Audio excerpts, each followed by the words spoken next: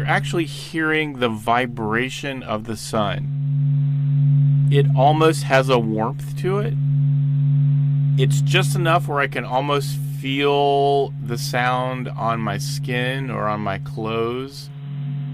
I imagine feeling the sun, moving next to me.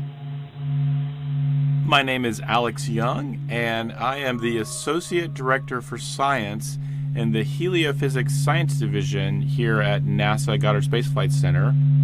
When anything material moves, waves travel through it, and the same thing happens inside the sun. And these waves are traveling, bouncing around inside the sun. And if your eyes were sensitive enough, you actually could see this jiggle.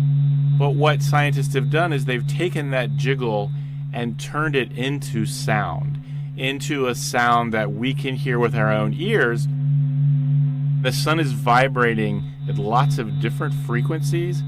And one of the things that's pretty cool about that is we can use those vibrations in the sun to look inside the sun. We don't have straightforward ways to look inside the sun. We don't have a microscope to zoom inside the sun.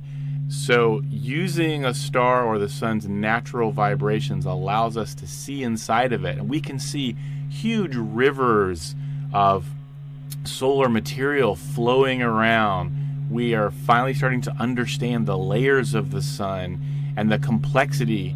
It's really cool because all of this complex motions inside the sun are in fact what generates magnetic fields inside the sun. And those magnetic fields float up to the surface and give us sunspots. And those sunspots give us solar flares and coronal mass ejections, this whole thing we call space weather. So all of these things are connected.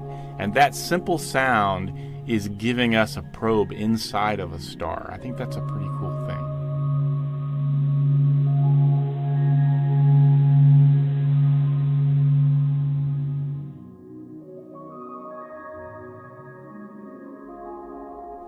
The dynamic imagery and sounds of the sun are on display at the NASA Goddard Visitor Center in Greenbelt, Maryland. Solarium is an immersive art installation that transports visitors into the heart of our solar system. This story was produced right here at Goddard by Katie Atkinson and Michaela Sosby. The sounds you heard in this piece were sonified by the Stanford Experimental Physics Lab.